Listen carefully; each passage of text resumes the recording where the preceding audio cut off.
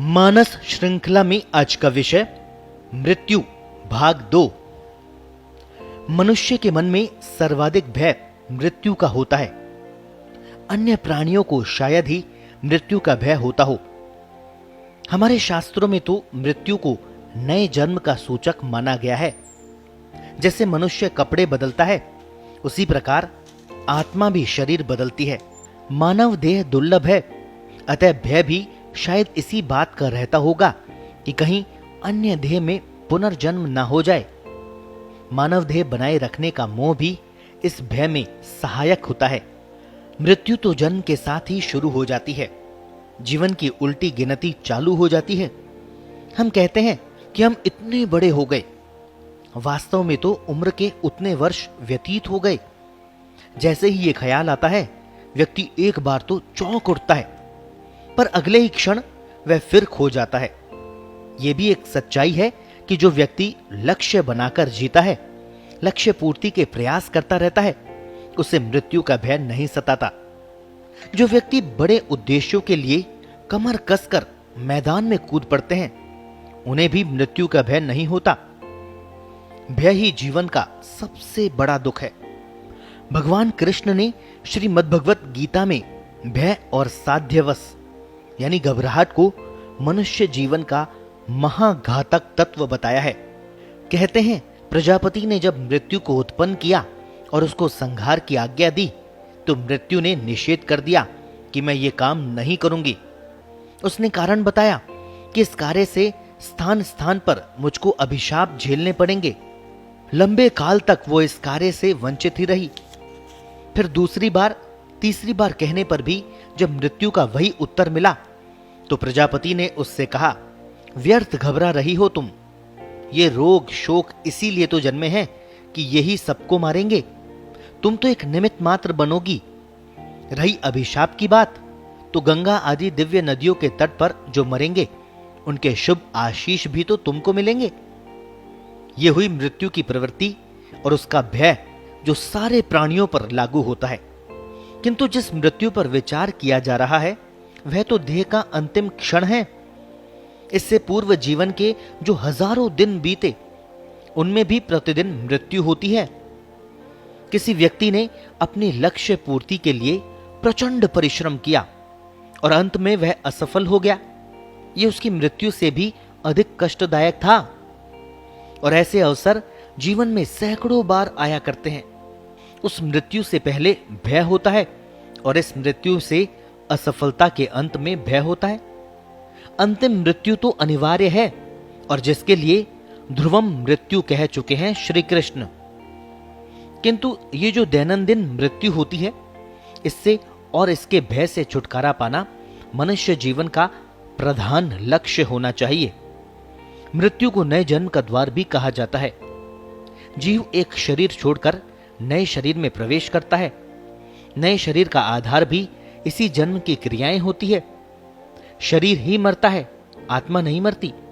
अर्थात स्थूल शरीर मरता है, सूक्ष्म और कारण शरीर नहीं मरते। जो कुछ भी सूक्ष्म शरीर पर अंकित रहता है, वह भी अगले जन्म में साथ चलता है। जीव को अपनी इस स्थिति का भान अगले जन्म के गर्भ तक रहता है।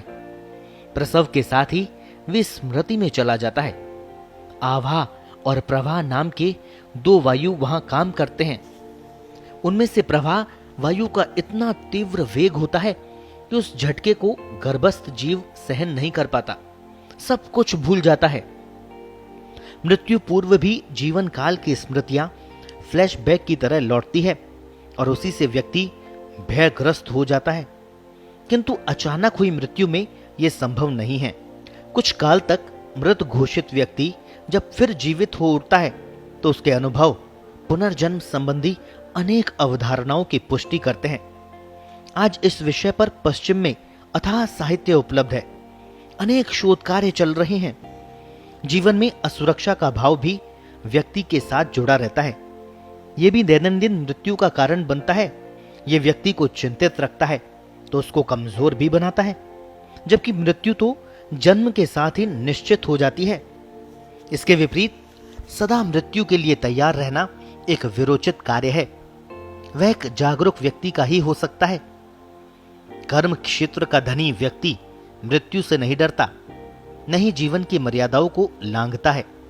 वह निजी स्वार्थ से ऊपर उठकर जीने वाला होता है। हमारे यह मृत्यु की एक भिन्न अवधारणा है। जीव मरता नहीं है, मात्र शरीर बदलता है। श्रीमद्भगवत गीता में कहा है, न जायते म्रियते वा कदाचित। कर्म फल भोगने के लिए ही शरीरों पर जन्म मरण होता है। जीवात्मा का न जन्म होता है न मरण होता है। तथापि शरीर से संबंध होने के कारण ही आत्मा में भ्रांति से जीवन मरण को स्वीकार किया गया है। हमारे यहां कहा गया है कि हमें आयु सूर्य से प्राप्त होती है। वही प्रतिदिन हमारी आयु का एक दिन वापस लेता रहता है। वही सृष्टि का पिता है, पोषक है। उसकी अर्चना करो या न करो, वह अपना काम प्रतिदिन करता है। हम समझते हैं कि मृत्यु अतिथि है, बिना तिथि के आने वाला अतिथि कहलाता है। हम भले ही ये समझते रहे, किंतु प्रवृत्ति के नियमन विभाग में वह तिथि नियत ही होती है, चाहे वह अचानक हो या स्वाभाविक। हम उसको जान नहीं पाते, ये भिन्न बात है। बहाना जरूर होता है। ये भी कहते हैं कि मृत्यु टल नहीं सकती, वहां कोई प्रयास काम नहीं आ सकते। मृत्यु व्यक्ति को खींचकर भी ले आती है। कुछ लोगों को जरूर मृत्यु का आभास हो जाता है, वे पूरी तैयारी करके ही मरते हैं। स्वरों का ज्ञान भी मृत्यु की पूर्व सूचना देता है। व्यक्ति अपने जीवन क्रम में इतना व्यस्त रहता है कि मृत्यु शब्द उसे याद भी नहीं आता। उसके चारों ओर गतिविधियों का एक जाल सा बना रहता है। कभी कभी जरूर उसे शमशान वैराग्य हो आता है, किंतु अगले ही क्षण वह विचारों की उधेड़ बुन में खो जाता है। इसका कारण उसकी संसार के प्रति आसक्ति का भाव ही है। जिस व्यक्ति को मृत्यु के आने का बोध बना रहता है, वह स्वयं को संयमित रखता हुआ जीता है। जीवन के लक्ष्यों को प्राप्त करने के प्रयास करता है। उसे समय के मूल्य का आभास होता है। वह एक नियत क्रम में अपने जीवन के क्रम को चलाता है। दूसरी ओर दुर्बल मानसिकता वाले व्यक्ति जीवन से भागते दिखाई देते हैं। उन्हें जीवन इतना कष्टदायक प्रतीत होता है कि वे मृत्यु की इच्छा बनाए रखते हैं, यहां तक कि आत्महत्या जैसे प्रयास भी कर लेते हैं। जीवन का संघर्ष उन्हें झेलना नहीं आता। व्यवहारिक ज्ञान का नितांत अभाव रहता है। हमारा अज्ञान ही राग द्वेष का निर्माण करता है। प्रिय को पाने और अप्रिय से दूर रहने का हमारा प्रयास बना रहता है। संयोग वियोग हमें उलझाए रखते हैं। इस मूर्छा को तोड़ने की महती आवश्यकता है। चेतना का जागरण भी आवश्यक है। वास्तविकता का बोध इसके बिना नहीं हो सकता। जन्म और मृत्यु के विषय इसके बिना समझे नहीं जा सकते। उसको सोचना होगा कि जब मैं स्वयं अपनी इच्छा से पैदा नहीं हो सकता तथा मर भी नहीं सकता, तो मेरे हाथ में क्या है? मेरे हाथ में ज्ञान की कुंजी अवश्य है, जिसके द्वारा मैं सारी स्थिति को देख सकता हूं, जान सकता हूं और अपने जीवन का मार्ग प्रशस्त कर सकता हूं। ज्ञान क्षेत्र में प्रवेश का अवसर भी मुझको इस दुर्लभ मानव देह में ही प्राप्त है। अन्य किसी प्राणी को यह सुविधा प्राप्त नहीं है। आदि।